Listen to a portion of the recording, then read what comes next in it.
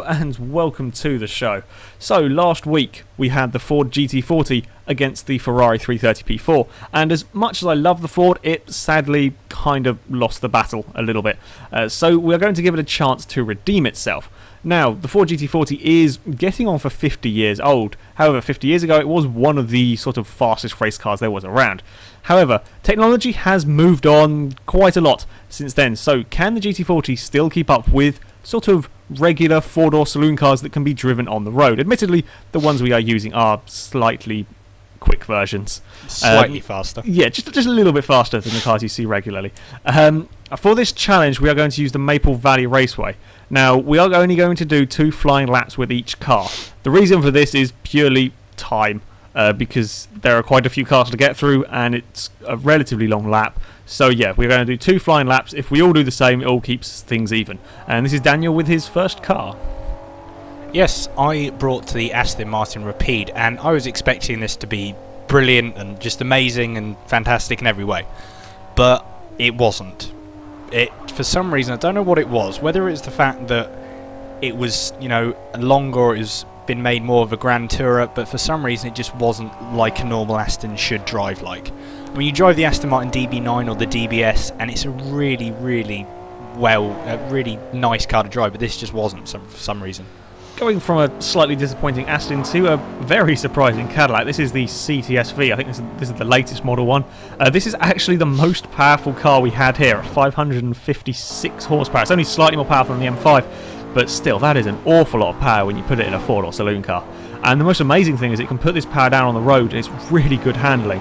I think one of these, or maybe an earlier one of these, had the record for a four-door car at the Nürburgring, and I can see why. Despite all that power, it's a really easy and really fast car to drive. Now, this is probably one of my all-time favourite saloon cars. Well, scratch that, it's probably one of my all-time favourite cars in general. This is the BMW M5. Now, I've driven the original M5 in Forza, and I've also driven the one previous to this, and they were just brilliant in every way, and this was no exception. It does weigh nearer 2 tons, but it copes with that so well. I mean, the V10 of the previous BMW I liked, but the V8 twin turbo, I love it even more. It's just amazing. Now on to another German car. This is the Audi RS6. Of course, we've got relatively high expectations for the many German cars that come out here. The Audi is one of the highest PIs, I think. However, it is not the greatest handling car in the world. Like all sort of fast, powerful Audis, there are huge amounts of understeer. It's an okay car. It's not utterly terrible, but it is quite a tricky car to drive. I do like the engines in these. The Audi, the RS6 here, the RS5 as well have fantastic engines. It's just not a particularly nice car to drive.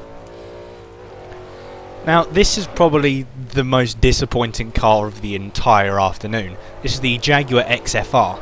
Now, I've never driven it before. When I got into it first, I was expecting it just to be another, fairly fast, fairly decent four-door saloon car. Boy, was I wrong. It was hideous and horrible in every way. It wallowed about and it understeered, then oversteered, and it was just, I hated it more than anything in that. There was much complaining coming from Daniel driving this car. I hated it. Going from a car that he hates to one that we both really quite like. This is the Holden HSV. It's not a particularly clever car. To be honest, this is kind of like a muscle car in many ways. It's a big, powerful engine at the front, and power goes to the rear, and then you sort out everything pretty much with the loud pedal. It's a great car to drive. It's not going to be the fastest round of track as I go sideways going down the hill. That's not a place you want to go sideways particularly.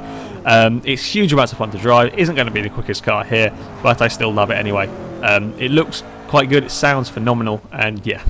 Oh yeah, this was me on a practice lap. I think this is my first flying lap, and yeah, I have slightly binned it. You may have spun it there just a tad. Yeah, it's a little bit spun. It's all good. But yeah, that pretty much sums up what these cars like to drive. Fast if you get it right. If you get it wrong, you're going to face the wrong way. Now, this was another surprising car. Probably not as surprising as the Cadillac, but still a surprising car nonetheless. This is the Lexus ISF. Now, there's really only one Lexus that I really truly like, and that's the LFA, purely because it's just mental and it's a supercar and it's just ridiculously fun and powerful. This was, I think, quite a good car to drive. I've never driven it before. Alex told me to try it, And I was really surprised, genuinely surprised with how well this car, you know, it's really nice power and it's just a really good handling car. I was really surprised. Now, coming on to one of my... This is probably my top 5 favourite cars of all time. This is the Lotus Carlton. Basically, Lotus took the very boring and probably one of the most boring cars ever, which was the Vauxhall Carlton, and made it into, well, exciting.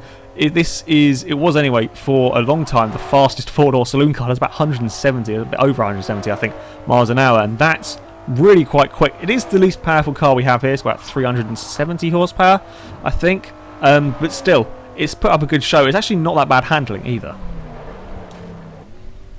Now, there's really only one reason why I like the Mercedes E63 AMG, and that's the power.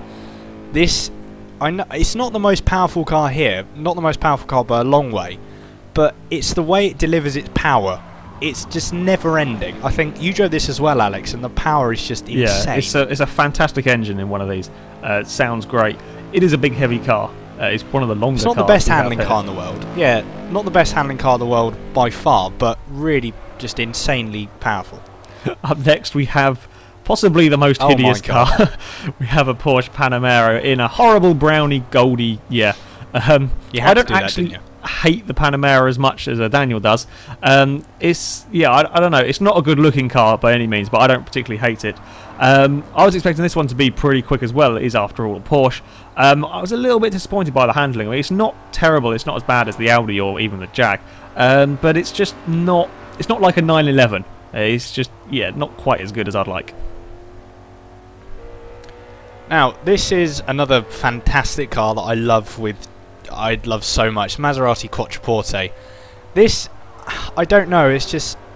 I don't know, it's a hard one to explain. You can ask anybody that likes the Maserati Quattroporte why they like it, and it's really hard to describe in real life. The sound is one, phenomenal. And the style, I mean, it's a Pininfarina design, and it's just amazing. And I don't know, this is just a superb car in every way. It handles really nice. Okay, it's a mid-B class car, so it's not going to be the fastest, but really good handling car. Now, this is what they are up against. This is the Ford GT40. Now, if you missed our video last week about this, I will give you a very brief history lesson. Now, Ferrari were, I think, at one point up for sale, and Ford were wanting to buy Ferrari because they were wanting to sort of have like a bit of a racing team going on. At the last minute, Enzo Ferrari himself sort of pulled out of the deal. Now, this annoyed Ford very much, and they wanted to sort of hit Ferrari where it hurt, and that was going to be at Le Mans. This was the car that they created to do it. It won Le Mans in 1966. I think I've got my history right. I believe on its first attempt. It then went on to win it for the next 3 years in a row. I would say the annoying Ferrari bit worked quite well there. It is a fantastic looking car. It sounds fantastic. And as we found out last week when we had it around our test track, it is as quick as the current Ford GT. So, can it really be faster than the latest and greatest four-door saloon cars from the likes of BMW, Audi and Porsche? Now, this is me on my first practice lap with the car, and that is quite a big bump on the curb, and I may have crashed this one as well. A £1.6 million car. Yeah, I may have spun it a little bit there. But never mind. This is onto the proper flying lap now. And yes, I have to say, the Ford GT40 is not an easy car to drive. It has silly gear ratios that were designed for a long Le Mans straight, and around here it barely gets out of third gear, I think. And of course, it isn't the most sophisticated sort of power delivery. It comes all at once, and you have to hope that you're facing vaguely in the right direction, because yes, you can crash this and it will spin the wheels. But it's a nice car to drive. It handles very well. It handles much better than other classic race cars, I have to say. And of course, that noise is just fantastic. That noise should come from every car ever made, I think. A Nissan Leaf should have that noise, should you say? They should play the Ford GT40 noise when you're driving a Leaf. You might hear it more interesting, I suppose. It would. I would actually want a Leaf. Anyway, lap times.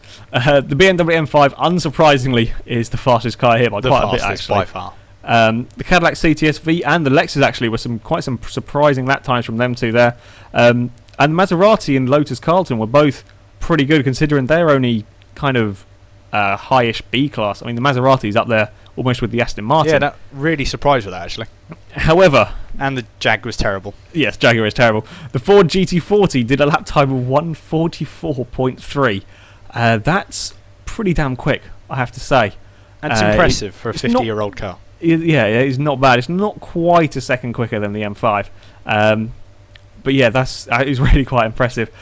So, to come to a sort of conclusion, a four-door road car still cannot beat a 50-year-old-ish racing car. I think we've been informative, kind of. Sort of. Yeah. As best we can be. Anyway, that is it for this video, guys. Thank you very much for watching, and until next time, goodbye.